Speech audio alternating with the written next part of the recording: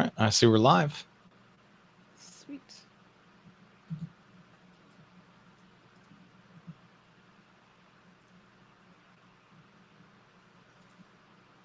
Okay. And now the hiccups. They kick in. Why? Beautiful timing. Like every time. Okay.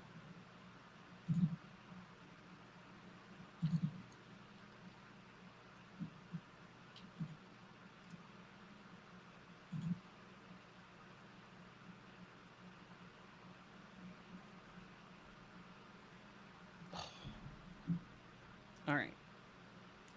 I have something else I got to talk about for anybody. Well,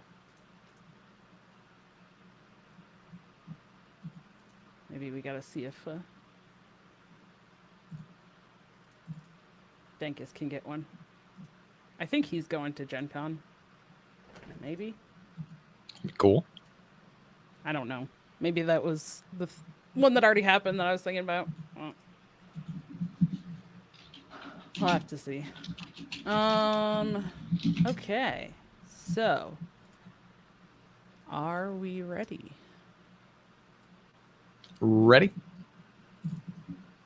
Okay. Let me find where did I put the show notes. There they are. All right. Welcome to episode 58 of the TCCG Roundtable. We're your hosts, Dragonrider and RonMexico. Dankest Hey, how's it going? us today. Good. How are you doing? Doing good. Yeah, Dankest got stuck with some perils in his paradise, I guess, and wasn't able to join us. But we got plenty to talk about today with a whole bunch of things, and always excited to be here on, you guessed it, a Friday. Yeah. You know, this week, okay, I was actually thinking about this earlier. I don't know because my sleep has been jacked up and my schedule has been so wonky and I've just been like so busy. Last weekend, Saturday felt like Sunday, Sunday felt like Monday, then Monday felt like Wednesday, and then Friday now today feels like it's like Tuesday or something. I don't know. It's been a really weird week, so I keep like having to remind myself, "Oh yeah, today is Friday." And it's weird. Okay, I know today is Friday because we're recording today. And I knew we were recording today because it's Friday. But that was the only way that I remembered that today was Friday. Solid. I'm like, how does my brain work? I don't understand. Yeah. I don't get it. It's been a weird week for me too. Like last weekend, I actually got like completely knocked out by I was like it felt like kind of like a 48-hour type of sickness or something. I don't know. I shook it mostly on Sunday, it felt like, but Saturday, oh my god, it was just awful. Like towards the end of my stream Friday, I was just not feeling well, and then like I went to sleep and I was like, oh my god, it just no, it's not getting better. I just feel terrible. And then I slept like 17 hours. Like when I went to bed on Friday through into Saturday, and that helped a lot. Sleep recovers quite nicely. Sunday wasn't too bad, and then by Monday it was kind of normal, but man, weird roller coasters. At least it wasn't like the full week sickness that I had like the week before. And I mean, part of it, I guess, my partner does work at a hospital, so she can bring home some random things that might just afflict us here and there. It just happens, but it's all for the greater good. We're gonna strengthen the immune system to levels where we are completely untouchable by disease. That's the plan. Good luck.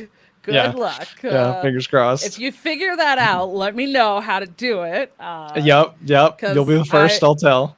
Yeah, I remember, what was it, 2 or 3 months ago, 3 months ago, 4 months ago? My gosh, how long ago? I don't even know. Right before the last Masters tour that I casted, I remember telling everybody about how sick that stomach bug made me, that literally my mom and husband had to call me an ambulance, and And yeah, I got to the hospital and they did all the sorts of tests and all this stuff. And they were like, yeah, it's a stomach bug. And I was like, oh, sure. Yeah, okay. Because Cool. that was Yeah. making me like literally like lose consciousness. So that was not fun. So yeah, need some of that immunity boosting juice, whatever you're gonna do. Well, I haven't figured it out yet, So, but as soon as okay. I do, Well, I'll keep you in the yes. loop. Yeah. Good. Okay. Well, besides getting over being sick, have you been up to anything else? Mainly playing Hearthstone, and streaming. But outside of that, well, I mean, you guys in the card game space probably won't care, but there was the first NCAA football game that got released in like 10 years, because there was this whole like dispute with players and can they get paid, should they get paid, and all that, and they eventually resolved it, and players actually get to get paid, which is a fantastic thing. And there's a new game now, and I played some of that in my free time, and I really enjoy it. But it has nothing to do with cards, so we don't really talk about that here. But that's some of what I've been doing in my free time, and I kind of like it. Nice.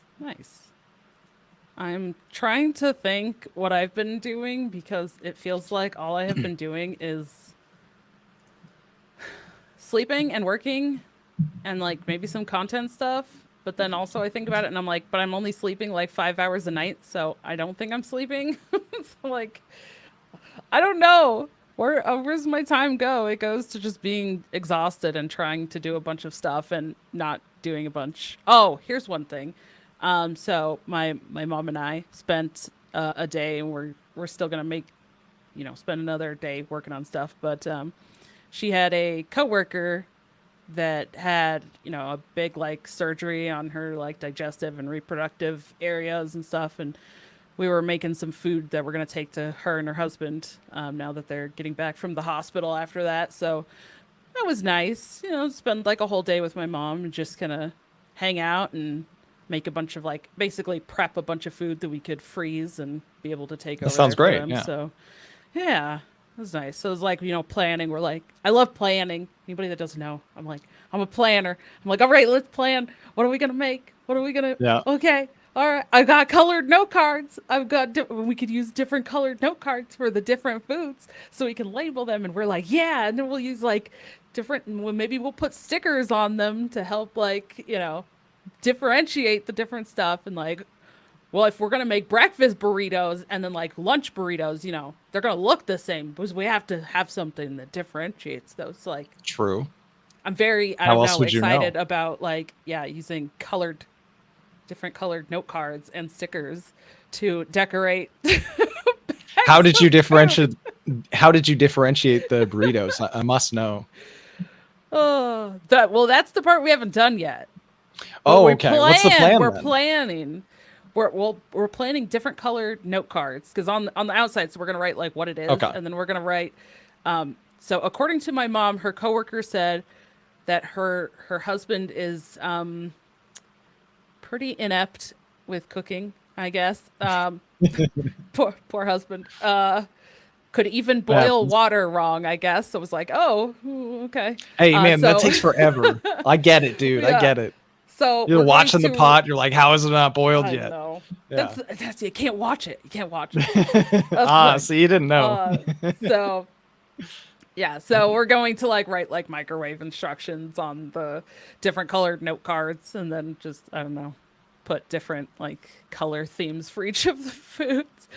But my mom made chicken masala, and we've got like rice, and we made chili and some desserts, and yeah, so it's fun. Yeah, that's what I was up to. I'm so tired. I was like, what was I up to? What did I do? Because I feel like I missed a whole day. What did I do during that day? That's what I did. Yeah. So, yeah. Things, and of course, planning more on the back end of stuff, planning some stuff for Amberflight Gaming and some exciting things coming for that. So, doing that. And this weekend is Deadpool.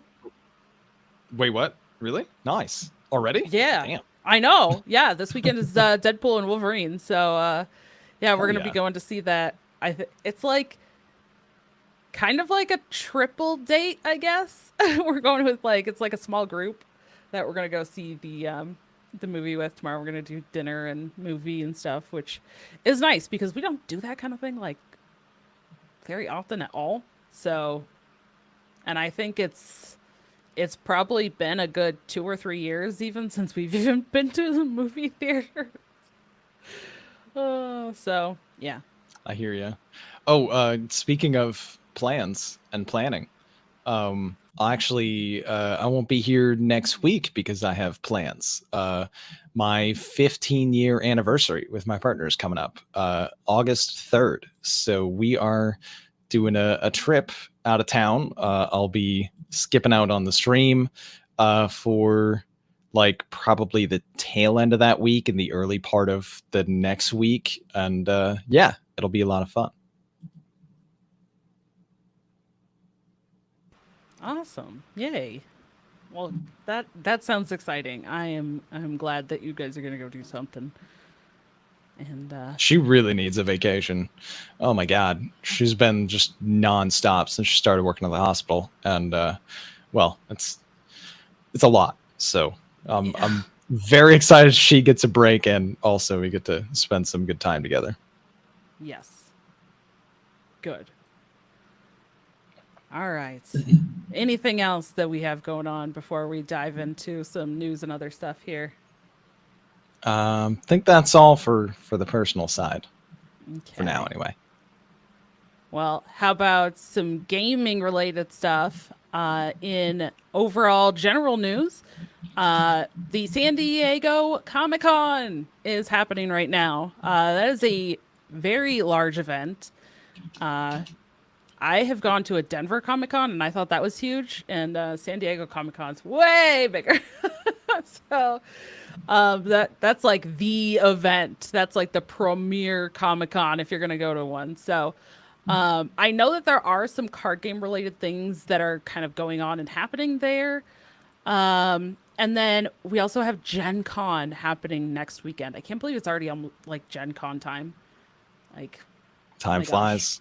Yeah, it's already almost August. So we're definitely going to have things to talk about, leading up to that and the week after Gen Con as well. But one thing that I know we didn't really get a chance to talk about in terms of like some news things is that Star Wars Unlimited had announced right before the second set came out that they were going to be putting out for collectors this like 6 card collector set of cards, and I can't remember if it's 1 or 2 of the cards that they are having in this like six card collection set is cards that they basically revealed for the third set. So Oh, already like revealing cards for the third set right before the second set came out, which that was interesting. That was something that's like, I don't know if I've seen that before, but with the timing of events that they were going to be having the collector set available for sale, like I feel like they needed that 2 week time to announce it. So they kind of had to announce it when they did. Otherwise, I think it would have been like really short notice. I still think 2 weeks is really short notice to all of a sudden be like, by the way, at these, events, there's going to be this collector's thing you can buy. Like, oh, okay. But sometimes it's the right move because it just builds the hype to a crescendo, and sometimes it's yeah, like, whoa, okay, come on, guys. I need I need a more advanced notice than this. yeah, yeah. So I, I, I can't even remember what the first convention was that they were going to be having them at, but I feel like it was a relatively smaller one. It might still have been like big convention, but Mm. nothing like the size or scale of San Diego Comic Con and Gen Con. I think those are like 2 of the absolute biggest ones, and those are this weekend and next weekend. So they did at least announce it, well ahead of those. So people that are going to those can potentially try to get that 6 set collectors, set of Star Wars Unlimited cards.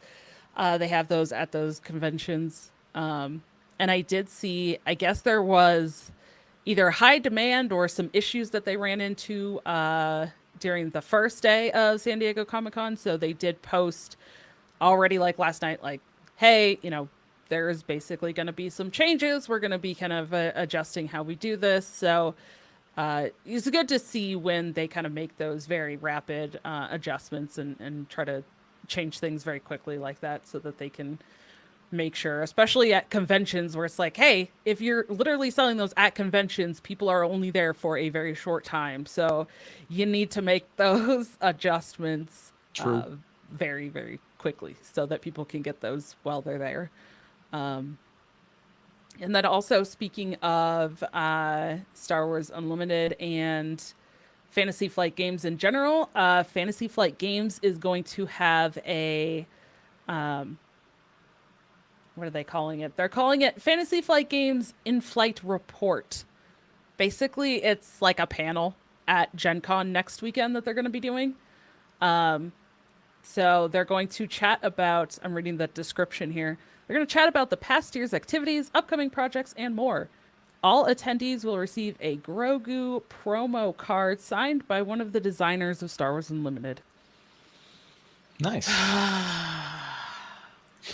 I'm so sad I'm not going to be there.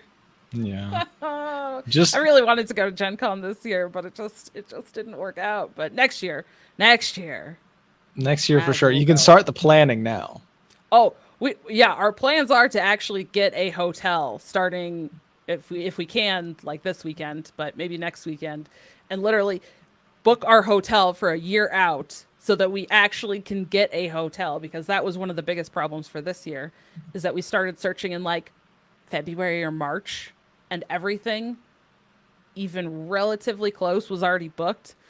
And they had some that were like maybe at the airport, which is like 30 minutes away, at least. And it was like, oh boy, I don't know if we can do that. Like, that's just kind of unrealistic for what we were trying to do. So it's like, shoot. Yeah, and then it started escalating into this whole like, okay, well, if we got a hotel there, do we try to look at like the buses or like light rails or whatever they have there for like public transportation? And then we're like, really? Is this really what we're gonna do? Because like there can be some real chaos in that. Yeah. And I do remember being out at a BlizzCon with you and a group of AFG people, and the confusion of the Milton and the Marriott.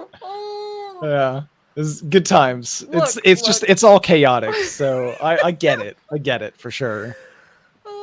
Look, why do they have so many hotels?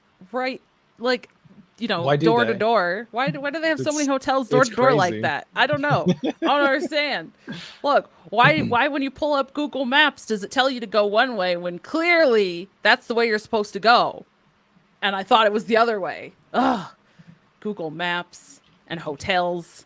Yeah, very confusing. So clearly not my strong suit. So I was sitting there thinking, yeah, maybe trying to figure out some other big cities' public transportation that it was estimating would be an hour travel time each way was maybe not the best idea, and probably not a realistic thing. But it is exciting to hear that Fantasy Flight Games is having like their own panel to discuss this stuff. And since they are giving attendees a signed copy of a Grogu promo card, I am pretty sure that means that they will be talking about Star Wars Unlimited at that panel. So really curious to see what they're going to be talking about. That panel is happening on August 1st, which is the Thursday, the first day of the Gen Con. So we should be able to talk about it hopefully on next week's show on Friday then. So hopefully there will be something exciting that we can talk about. Probably something related to the third set, and diving more into that. But yeah, so we have that as well as kind of the other The other card games that we've already talked about that are kind of coming up, the Universes stuff for Attack on Titan Battle for Humanity is coming mid-August. And then also in August, the 5th set for Disney Lorcana, Shimmering Skies, is coming out. So they are very well underway with new cards, but new cards still being revealed there as well. And I think they've started revealing cards for Star Wars Unlimited for the 3rd set too already. So yeah, very very interesting how quickly we're already kind of moving into that reveal season again. There's always a reveal season ongoing or just around the corner. That's true. Yes. Was there anything else that happened this week or anything else we should talk about? That was probably it. See you guys. Episode's over. there might have been a few things. Hearthstone dropped an expansion. There's a whole bunch of things going on with that and new developments in the meta. And there's also a Hearthstone update looking ahead that was a recent news thing. It just came out at time of recording about 2 hours ago. They mentioned earlier in response to some people asking, why isn't there a new game board for the Perils in Paradise expansion? What's going on? Some other general questions. And they've kind of put together, I guess, a little statement about, more about looking ahead to the future of Hearthstone. And, well, there's a bunch in there, but most of it is sort of like, well, I guess I could just read the highlights, because it doesn't say a whole lot. Well, it also says or hints at a bunch of things.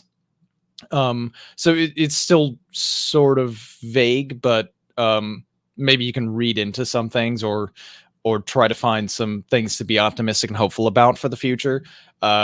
They say in the post that we made some changes over the past 18 months that were not what you've come to expect from Hearthstone, and we didn't do a good job communicating our strategy around those changes. They apologize for that. Going forward, it's going to be their goal to be more open. So I don't know if that means that we might see more of posts like this in the future, or just when there is a change coming, that they try to have some advanced communication around it. They say that their strategy is based around 3 words: fun, focus, and fearless. So we're talking about aha moments, puzzly combat, and the game's unique look and feel.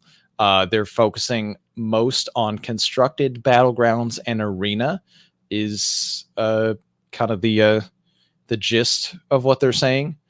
And they want to they say they want to move beyond the status quo. So like they're talking about the opportunity in arena, and arena's kind of been changed a good deal over the last 8 months, and the popularity of it has shot way up. So they're saying they're working right now on a substantial and cool update for arena that they want to release at the beginning of next year. No more information than that, just kind of like some vague teaser stuff, but things to possibly look forward to. They also mentioned that they are not going to make a board for the Perils in Paradise expansion, and more news, kind of a little bit glossed over, which maybe some people would have found as really big news because they always did a board for every expansion. They say we're still planning to release 1 new board per year, but there's multiple expansions per year. So they're just kind of just sliding in there in that post. Hey, by the way, not only are we not making a game board and didn't tell you about it for this expansion, but also we're not making game boards for multiple expansions in the future. That's just what's going to happen. But we will make 1 every year. Okay, interesting. Personally, I don't really care all that much about the game boards, but I guess some people did. So seems like a surprising thing to sort of gloss over, but I guess they figured they would only get a negative reaction if they spent more time talking about how, hey, we're not going to do this thing that apparently some of you care about. But they mentioned that they're pulling back from 3 static game boards per year in order to work on the coolest possible dynamic stuff. And there's a teaser about you can choose your favorite boards and also pets. Don't know more information than that, just the word pets, which could mean a lot of things, but I assume it's probably going to be like, I don't know, maybe like some interactive thing like on the board that like you get to choose that you have maybe in the corner of the screen or something like that. And they also want to work on some groundbreaking new hero skins, maybe breaking the mold for some different animations or things. A lot of it is all cosmetic, so of course it won't affect the gameplay at all, but it'll be more engaging for different elements of the community. And other than that, they're just like, Hearthstone is here to stay. We're evolving and adapting over the past 10 years, talking up the amazing team behind it, and they want to have more two-way conversation and feedback. So take that for what it is. Maybe we'll see more of these updates, maybe not, but it sounds like it's at least a promise that there will be more updates similar to this to communicate Hearthstone's vision and strategy going forward. So we'll see. Yeah, it's really interesting. I feel like I've seen kind of both negative and positive, responses to it.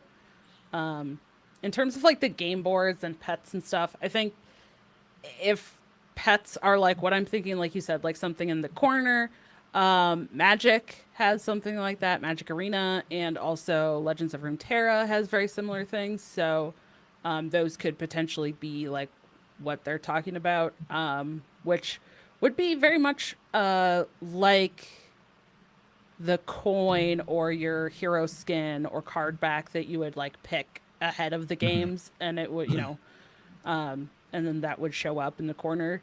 I've always liked the game boards, and I always thought that they were super fun. I've enjoyed them, but I think the part that for me, like, I enjoyed was the clickables and the things that like interact on the boards. Yeah. So for me, I'm like, if that's the aspect they keep, and not necessarily do one for each expansion, but we get more customization and more like clickables and different things that we can do on the boards, I'm happy with that. So we'll see if that's what they're, if that's the path that they're going. But like you said, it is a little vague, and it's not, there's not a ton of details, so we don't know exactly what all of that means right now, but it's definitely something that we'll be keeping an eye on. Yeah. It kind of feels weird just in general to like make an announcement of an announcement like they're so famous for doing, where they're like, hey, we hear you about the game boards and we're going to respond to you in like a week. And then after a week, the response is like super vague with hints about things, and it's like, maybe just don't even do the announcement of the announcement, just let people stew about it for a week and then announce it. You build it up to something that's so much more than it is, and then when it gets released, you have kind of an inevitable disappointment from people who are hoping that there would have been something with more substance. And the people who are already upset about there not being a game board are not suddenly going to be happy that you announced, hey, just to confirm, that thing you wanted? Yeah, we're not doing it. But also there's more things that you might like in the future. Stay tuned. Like, I don't know, man. Maybe you shouldn't have done the announcement of the first place. Like, haven't you seen backlash from this already? Like, you don't need to announce it that you're going to announce something. Just wait and then announce something. And then it will be a surprise instead of something that people are looking for, waiting for, speculating on, hoping there's a thing that gets announced that doesn't get announced, getting mad about that. Like, you don't need to set yourself up for this level of failure. The statement in and of itself is fine, although there's not really anything substantial that's coming out of it. There are some good things and some causes for at least cautious optimism. One of the best things that they mentioned, I think, was like, hey, we have a substantial and cool update for Arena that's coming at the beginning of next year. But that's like hidden within a small paragraph of like a longer thing that just has a whole lot of I don't know, non-specific time-wise vague promises and hints at the future. It's a little weird. But it's fine. It's fine. Yeah. Yeah. Well, again, it's something that's like we'll just have to keep our eye on it and wait and see what it is. I don't know. Yeah, it's kind of like I guess when they make announcements like, "Hey, we'll be talking about something at BlizzCon," and then we have to wait for BlizzCon and be like, "Okay, what is it?" Right? And then there is all that time to speculate and stuff. So whether you're speculating, I guess, however you're speculating, that can be good or bad for what happens. Before I go on my vacation coming up real soon, I think I need to make an announcement that I will be making an announcement at the end of my vacation. And then when my vacation ends, my announcement will be, I will be returning to streaming today on the day that I regularly planned to return to streaming after vacation is over. Perfect. What do you think? Yeah. I think you need to do it. I think you need to do it now. Just like pre-schedule it too. So it goes out automatically like the day you're coming back to streaming. You don't have to remember to do it. It's the best. Perfect. Well, I guess the other big thing that happened is that we also had the Hearthstone expansion come out. Indeed. So last week we talked about the theory crafting and how fun that was, and now we get to talk about what decks and what things people are playing after the expansion has gone live. In a way, it's too bad that people can't experience the meta that is the theory crafting in a widespread, like consumable thing. But it wouldn't last anyway for more than like, I don't know, a couple hours, because people just always naturally gravitate to the strongest stuff, and the strongest stuff doesn't really exist in theory crafting as a general rule. So you get to see more of like the interesting, cool cards that won't realistically ever see play.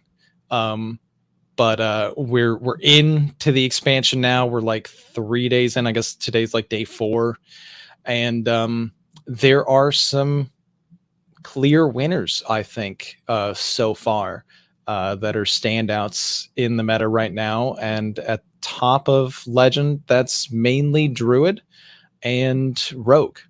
It seems like mana cheating or like crazy full OTK stuff with Concierge are the two different ways to go with Druid. You can just ramp like crazy and then play Unkiliax and then resummon it a bunch of times if you want, or just do the standard like dragon stuff with gem tossers and swipes and more swipes and ENR and all that crazy power level at the top. Or with Rogue, there's still Excavate Rogue, which might wind up being one of the most played decks still. But if you're not going on the Excavate Rogue and you want something new, Lamplighter Rogue has taken center stage, and it's a deck that runs a ton of elementals and then one special elemental named Lamplighter, which has a battle cry of deal 1 damage, and it's improved by each turn in a row you've played an elemental. It's a 3-mana 3/2, so not overly impressive on its own, but you may be able to see where this is going. Rogue has Shadow Step and Breakdance, and also, for possibly the first time ever, Bounce Around is getting play. And the cries of, oh my god, Reddit was right, have started with this card, as it enables, essentially, like with Shadow Step and Sonya, you have shenanigans to do, Lamplighter multiple times in the same turn, or also, do a prep, Bounce Around, and more Lamplighters, and basically just full OTK damage from crazy levels of health, 50 plus. It's kind of like infinite damage in a way, especially with the lists that run technically the amalgam that is an elemental and shuffles itself back into your deck when it dies. So theoretically, if you never die as that rogue, you could have infinite damage from Lamplighter, but games don't actually play out that way. But just in theory, you do everything. Outside of I'm a that, there's little like sad. Demon Hunter. Oh, go ahead. Yeah. Well, I was gonna say, poor Elemental Shaman is gonna die for Rogue Sins again. I just, because I love Lamplighter and Elemental Shaman. Listen, maybe Oh. they will just put the elusive keyword on the Lamplighter, and then Elemental Shaman is saved. It's a perfect nerf to Rogue. Yeah. That is true. Whether or not they'll do that, who knows? But it's Right. a possibility that exists as like kind of an easy, right there in front of you softball. It's the best possible way to change the card to where the decks that don't abuse it like crazy still get to enjoy it, whereas the deck that does abuse it like crazy has 4 cards that they abuse that they will no longer be able to use with that card, thereby maybe making it less of a problem. But who knows? It could be an option, it could not be. The other 2 things that seem to be stand out across more of ladder, 3 things I guess, are like Control Warrior, Pirate Demon Hunter, and Pain Warlock. Pain Warlock is much the same as it was in the last expansion, but runs a little bit of a different package now because it got some new cards that support it. There's a 1 mana summon card, which doesn't even look to be in the overview of HS Replay, but you get 3 1/1s on turn 1. The Party Fiend, that's the card. And then there's also a 2 mana card that gains stats for how much damage you took on your turn. And that can be a very powerful option for Pain Warlock early on. The Fearless Flame Juggler. One other card too, I guess, that also is seeing a lot of play in the deck is the 2 mana spell that buffs and self damages as well, the Cursed Souvenir. Outside of that, the package has remained the same as what it was before the expansion, with Molten Giants and the standout card being the 4 mana 6/6 taunt that sets you back to 15 health. Or down to 15 health or back up to 15 health, whatever the case might be. But usually it's a heal yourself a lot card. Some of them have been messing around with the legendary, the Party Planner Vona. I think it's been cut from the stronger lists, but it is a very interesting card. It does set up some sort of like infinite stats type scenarios. But usually you've hurt yourself too much for that to matter, because if a deck's beating you, they don't really care about your board or taunts a lot of the time if you're facing Pain Warlock. Yeah, and I think one problem with it, because I was playing that deck list as well, trying it out and seeing what it was like, and faced against it a little bit. One problem with it is that, sure, it puts out the 8/8 taunt at the beginning, but like you said, decks that are already kind of beating you down in the first place, like you're dealing damage to yourself, then you could be facing, decks that are kind of beating you down as well, and then they just get through the 8/8 taunt, and all it does is give a minion in your hand the death rattle to resummon that. So you'd have to have the taunt killed off, play the minion that gets the death rattle, and that one get killed off to get another 8/8 taunt. So it's I was gonna say a little slow, but realistically it's a lot slow, especially compared to the rest of Pain Warlock and what Pain Warlock is trying to do. Like, it feels extremely slow compared to the rest of the deck. So I definitely can see why a lot of the decks have been cutting it already. And as well, this is a time for testing the new cards, right? So makes sense that people would be trying out the new stuff, seeing like, oh, cool, like an 8/8 taunt with what I've already been putting out. Maybe it can protect my giants, or maybe it can do something else. But I think kind of in practice, it just ended up being a little irrelevant and a little slow. Yeah, you just really don't want to spend 6 mana on a card when you're playing Pain Warlock. In almost every situation, you're really trying to end the game well before turn 6 in the first place. You just go super fast and you spit out a lot of stats. The meta is so fast right now. Well, there's kind of like 2 options. You either are slow and ramp or gain lots of armor and have huge power spikes, or in the late game, or you are really, really fast and you murder them before they can do any of their scary stuff, which is kind of how it's going. So Pain Warlock is fast and needs to be fast, so doesn't want to run an expensive card. Demon Hunter, very, very fast. Pirate Demon Hunter has been fairly popular in the new meta.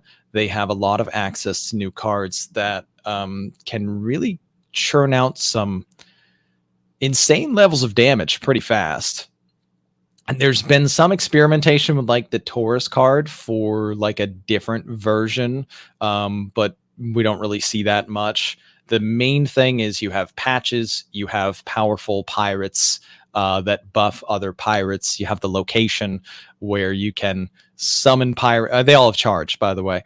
You can summon pirates that have charge, and then you can attack with your hero, and then it frees up the location to click it again for more pirates with charge. And of course, there are minions that give extra stats to those pirates. There's the Ziliax buffing one.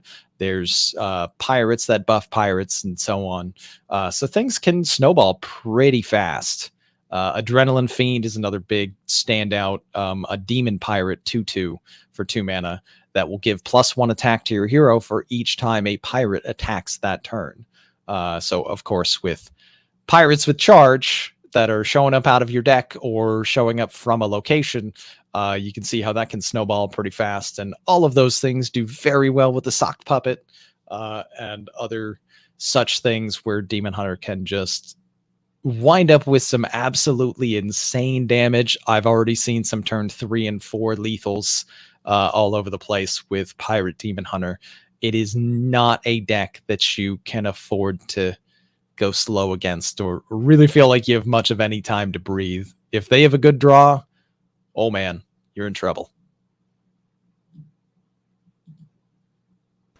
Yeah, it can be really quick. I tried to play some real early on, but it I don't think was even quite as refined as some of these lists that we're seeing on like HS Replay right now. I just wanted to mention this. It's the in Legend, it's the highest win rate, which does have a low number of games, only coming in at 260 games. But it includes Coconut Cannoneer, which is another new one that after an adjacent minion attacks, deal 1 damage to a random enemy.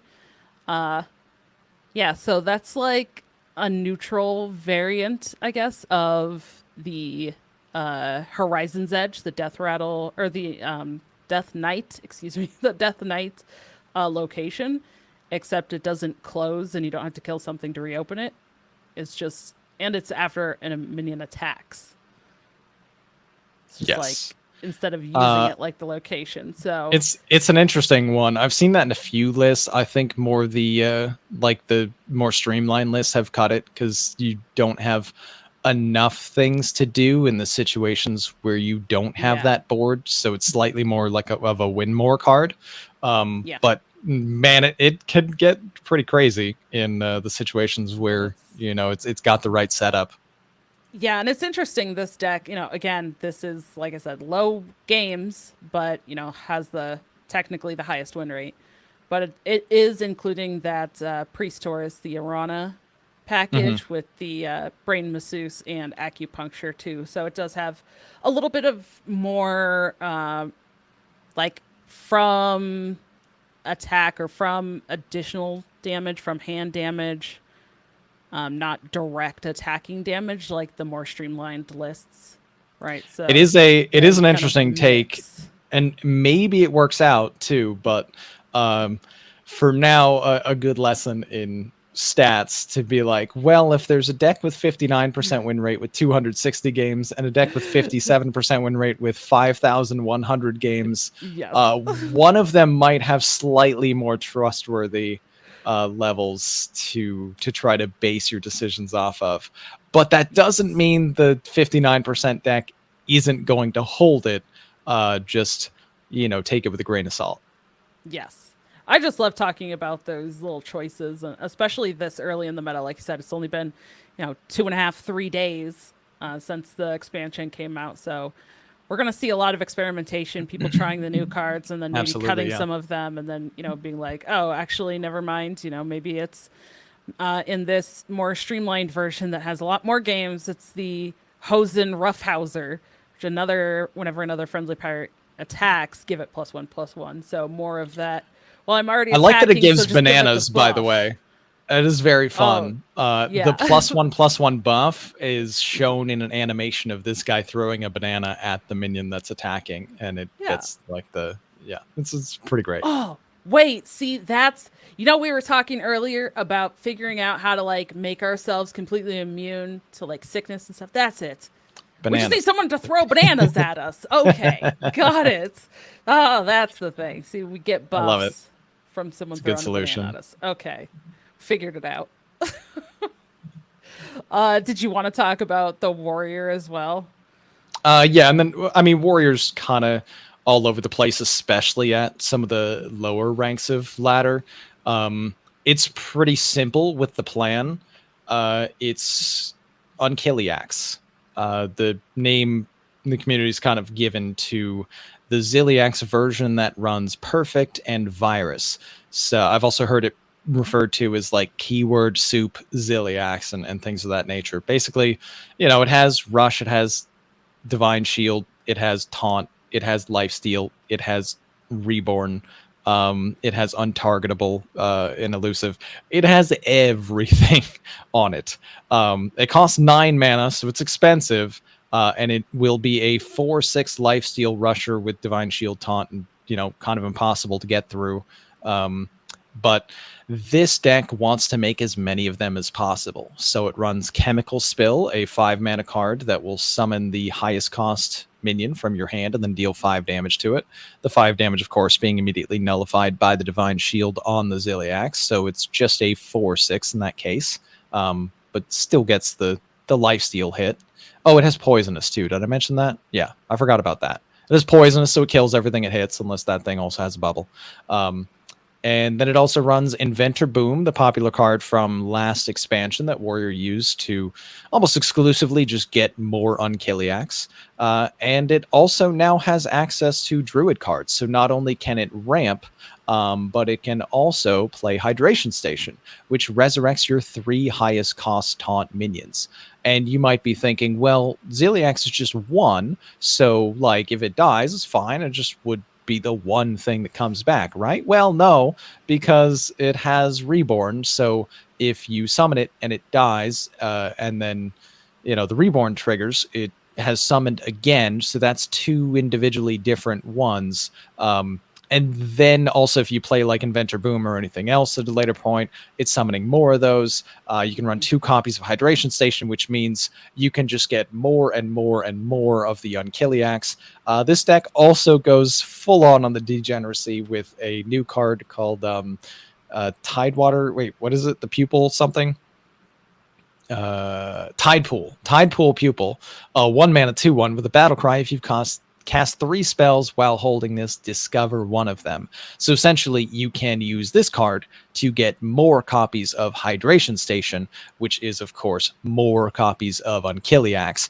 Essentially what all of this means is that the deck is trying to make it to a point in the game where it is completely impossible to get through their board basically ever.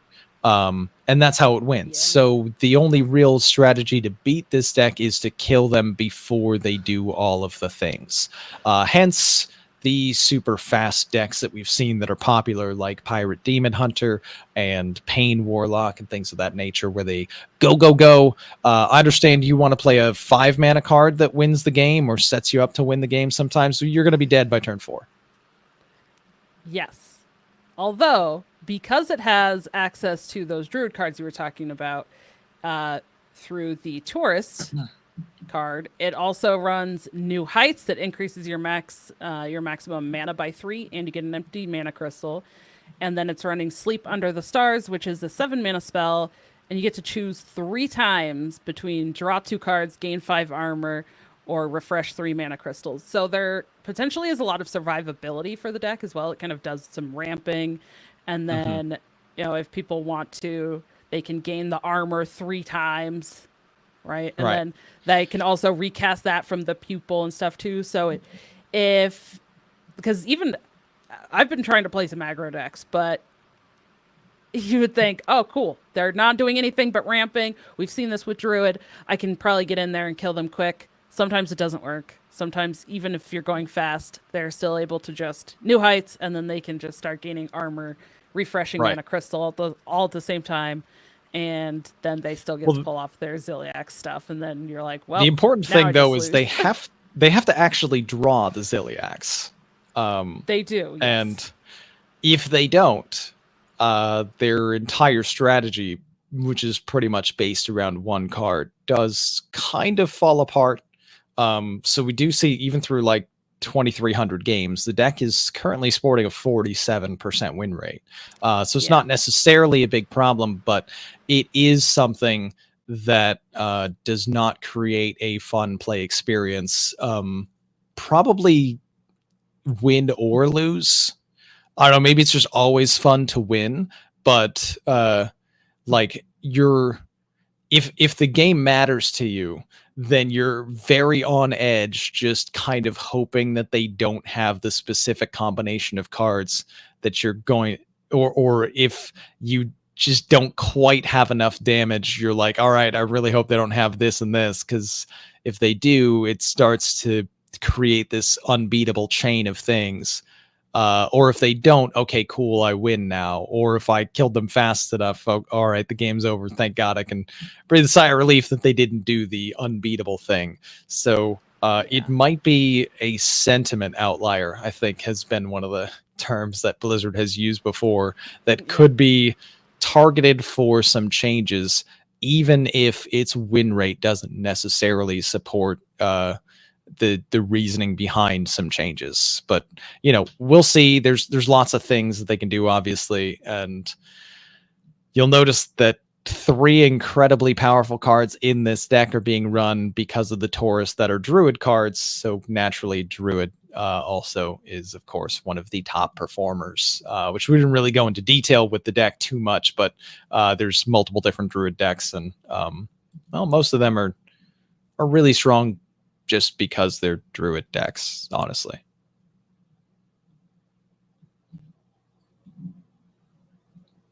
Yeah.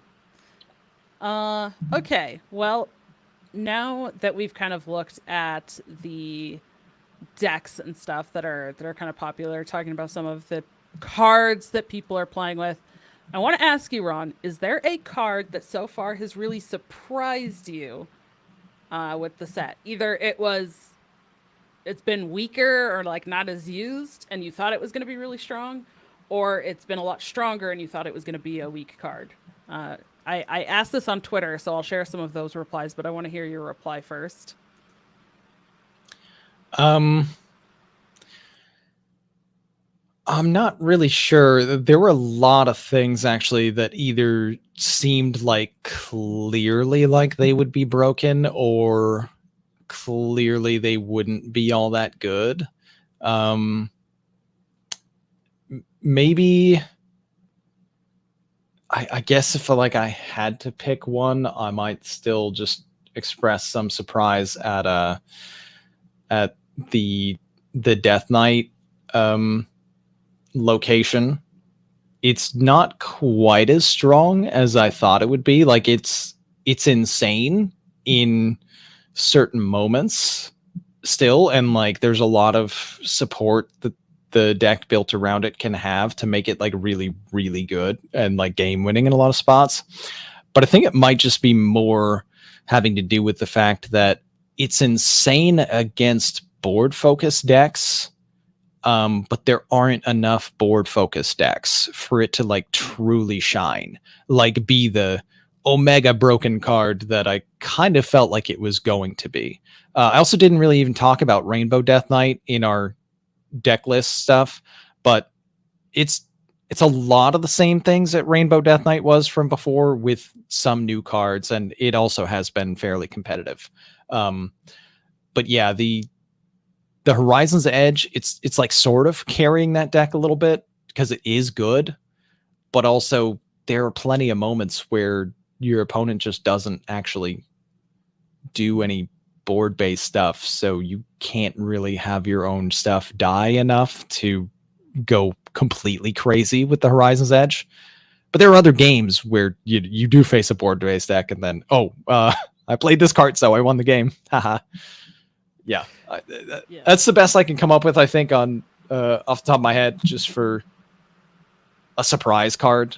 I'm not super surprised by most of the cards, honestly. No, that's like, totally fair, and I think you picked a good card. Sorry. Oh no, you're good. I was just thinking, like, cards like Tide Pool Pupil, obviously super insanely broken because you get more of the broken spell. Sleep Under the Stars, like, insane. The Druid Ramp card, surprise, it's Ramp and it's Druid, it's insane. Lamplighter, because you can Shadow Step it in Rogue, insane. Yeah, not surprised by those things. Like, it's just okay. Broken card's gonna do broken things. I think that for me, I said on Twitter that I thought Hydration Station was the surprise. Like, I knew it was going to be good, but I guess I didn't think about it in the context of how good it was going to be in Warrior specifically.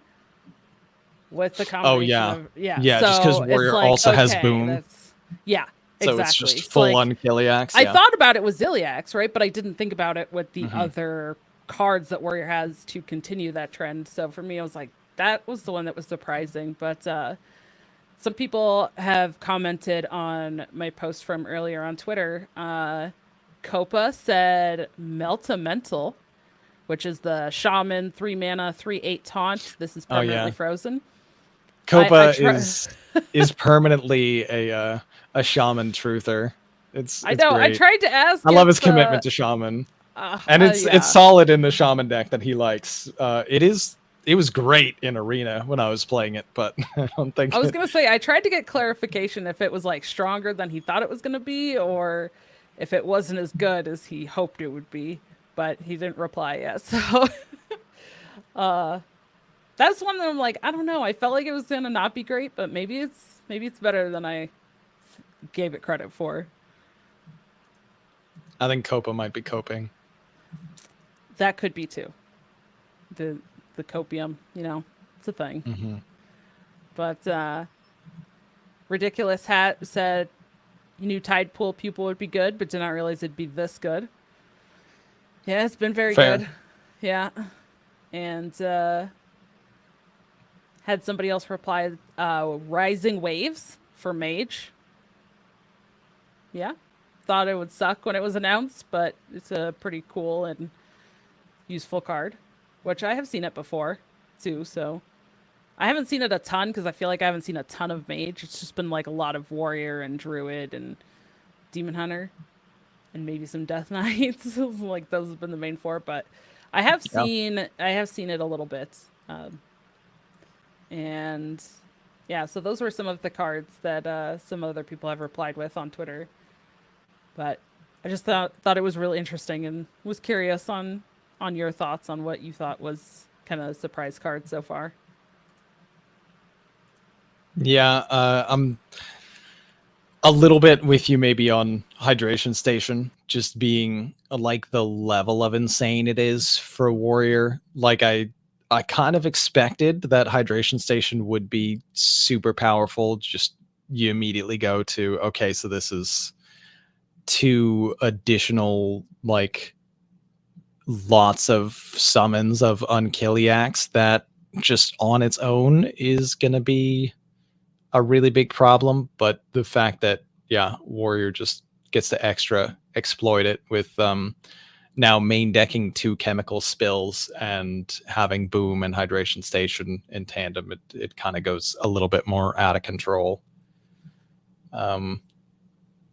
And I don't know, there's maybe some underwhelming cards that I haven't really that just haven't registered because we haven't seen it all that much. And I'm kind of sad about, like, the death of Hunter, it seems. Like, my favorite class, like, it is. So it's in a really bad spot when, obviously the majority of the player base is not in Legend. And Hunter typically shines on the climb to legend and in lower ranks, just by nature of how the decks have usually been, especially early expansion. So regularly, when you check win rates on HS3 Play, you can see that Hunter is usually at the top of win rates, almost always at the start of every expansion, and even through most expansions. Like, it typically doesn't even drop below like rank 5 out of 11 in terms of like win rates, just because so much of the data is being pulled from lower ranks where Hunter's more popular and succeeds more because of the skill level of the players. But Hunter is number 9 right now out of 11 classes on day 4 of the expansion at time of recording, and that's brutal for a class that typically skews its win rates higher than what you can realistically expect at the top parts of the ladder. So, oof, Rexar's having a rough time. Yeah, I'm kind of sad about that as well. Although I find it very curious, there is some elemental shaman on HS Replay, and I'm curious how many of those games are from me, but it does seem to be doing well. Nice. Yeah, actually, I noticed that too. Elemental shaman is not really doing that bad over the course of last like 3 days or so, even in just overall legend, like sporting like a tier 2 win rate. It might wind up being fringe playable, possibly. I don't know. We'll see. Yay, elementals. Now we just need a It definitely doesn't like facing the warrior, that's for sure. It has a really hard time against the Unkiliax warrior. Yeah. Well, and the big reason there is because of the lifesteal. Right. Yeah. Like, it's fine, you know, even if you buff. I'm running Therazane in my elemental deck, so sometimes I'm like, yeah, I can get these like big elementals out and buff up the stats, and it's like, okay, it has poisonous, they're gonna kill these things, that's fine. Or like, I can make trades and kill off the Ziliax, but the fact that they get healed up again, it's like, nope, now my Scar doesn't kill them, now the Lamplighters don't kill them. It's like, dang it. I set this up so that Lamplighter could just kill them, and it didn't work. Oh no. Yeah. But now we just need a dragon deck. If dragons and elementals are doing okay, I mean, I guess Dragon Hunter, but like, well, there's Dragon Druid. I mean, Druid at least runs a lot of dragons. That's what I meant. and really enjoys.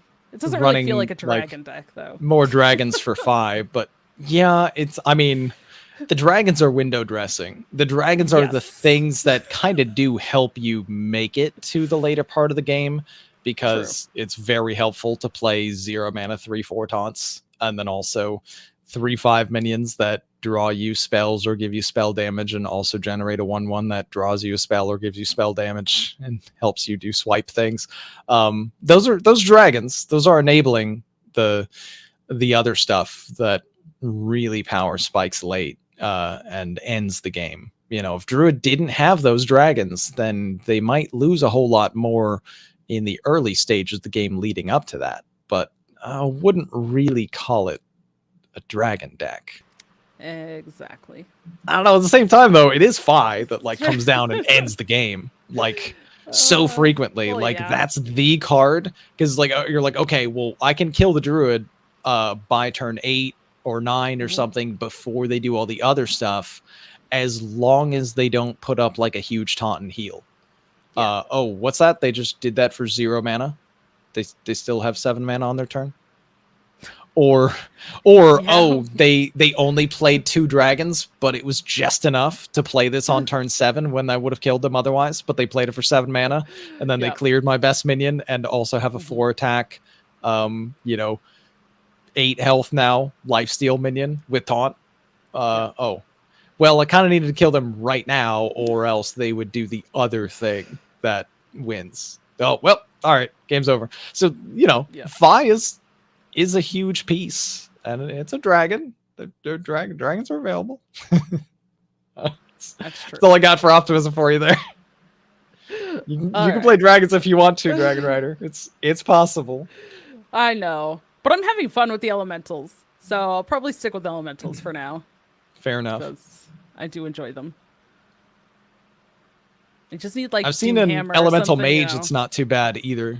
If you really like elementals and not just the rogue lamplighter step shenanigans.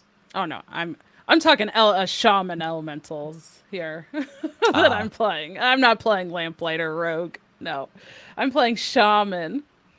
Fair. Elemental shaman. Well, I tell you, if you want Flame more Revenant, elementals, fun. Yeah. I think mage, the elemental mage that I've come across also does run Flame Revenant and some sweet neutral elementals. And it has the 5 mana 7/4 that does like 7 damage randomly to all enemies if you played an elemental the turn before as like the elemental chain stuff. So there's also some cool things in mage if you love elementals. Fair. All right. Well, I think that takes us to the end. How about you? I believe it does. So, that's Hearthstone for right now. We'll probably see a whole bunch more developments, and of course, we'll be talking more topics outside of Hearthstone in future weeks. But with the launch week, we had to make sure that we covered a whole lot about what the meta in the game is looking like now. But thank you all very much for joining us this week.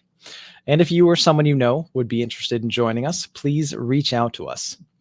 You can email us at tccgroundtable@protonmail.com. You can follow us on Twitter at TCCG Roundtable. You can use our top pinned tweet for a link to our Discord, or use the link in the description or show notes. You can check out the video version at youtube.com/c/dragonrider TCCG. And you can find us everywhere you can find audio podcasts. You can also help support us directly while getting some sweet merch like playmats and other card game accessories if you use our link for our Inked Gaming affiliate. And you can find us at Amber Flight Gaming as well on Twitter at AFlight Gaming.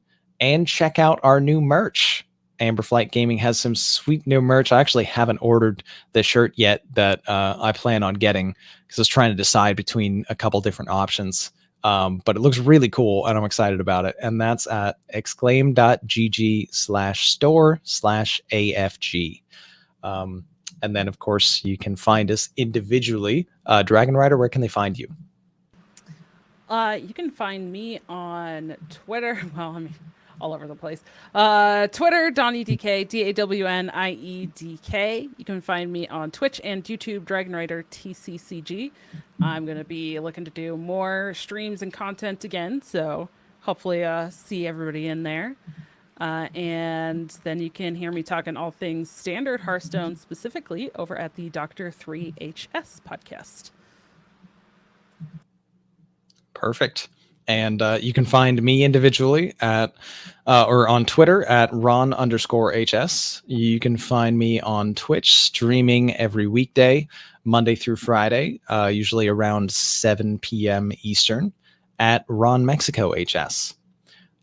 That's it for our show today. Thank you, everybody, again, and we will see you at the Roundtable.